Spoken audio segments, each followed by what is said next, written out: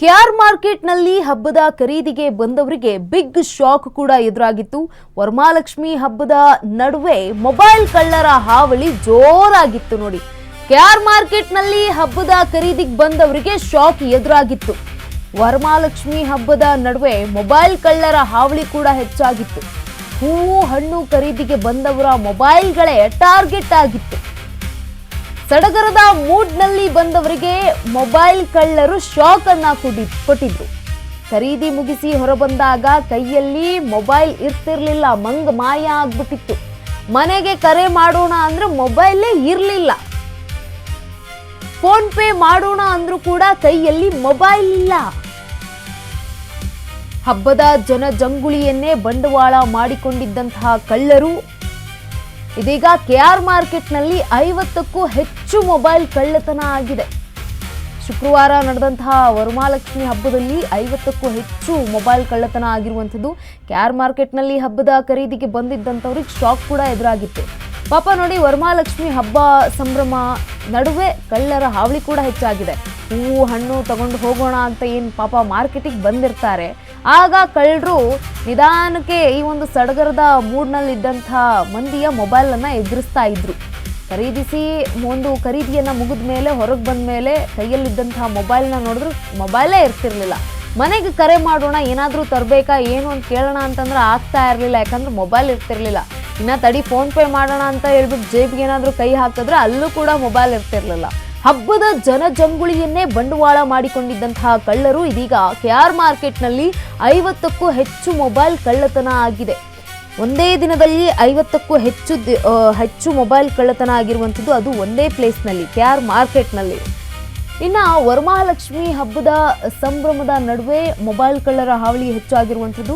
ಹೂವು ಹಣ್ಣು ಖರೀದಿಗೆ ಬಂದವರ ಮೊಬೈಲ್ಗಳೇ ಟಾರ್ಗೆಟ್ ಆಗಿತ್ತು ಕಳ್ಳರಿಗೆ.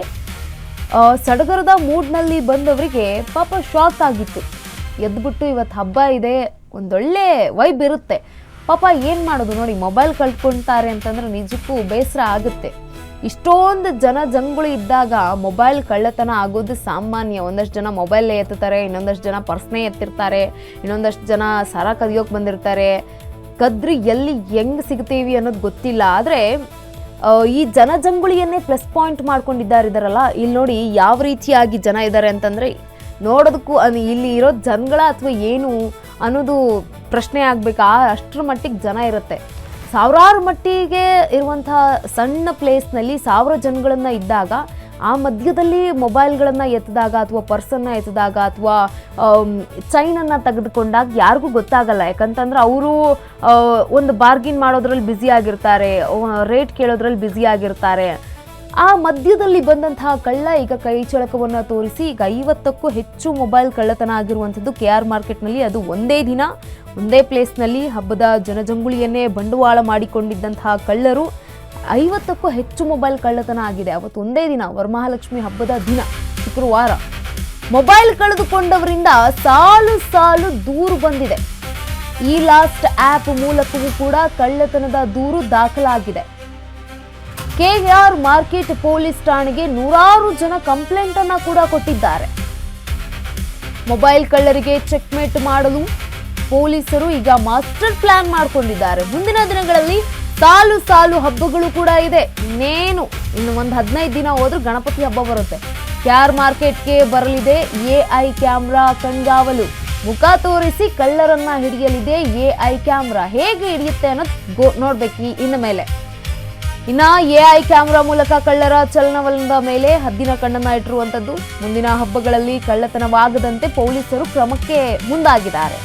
ದಸರಾ, ಗಣೇಶ, ದೀಪಾವಳಿಗೆ ಮುನ್ನವೇ ಪೊಲೀಸರು ಹೈಟೆಕ್ ಸಿದ್ಧತೆಯನ್ನ ಮಾಡಿಕೊಂಡಿದ್ದಾರೆ.